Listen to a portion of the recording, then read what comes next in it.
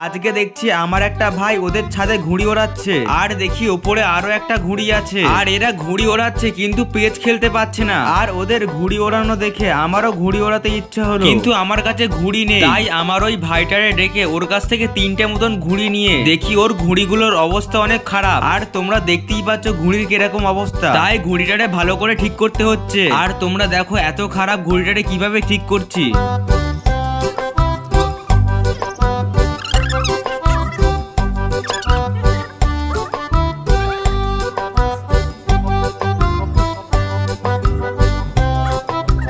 আর ঘুড়িটার অনেকক্ষণ ধরে ঠিক করার পরে এইবারে ঠিক হলো, আর ঘুড়িটার পাল্লাও আবার নতুন করে বেঁধে এবারে ঘুড়িটারে উড়িয়ে দেখি কিরকম ঘুড়িটা ওড়ে। আর ঘুড়িটা ভালোভাবে উপরে উড়েছে। এইবারে পেচ খেলে দেখি কাঠটা কাটে।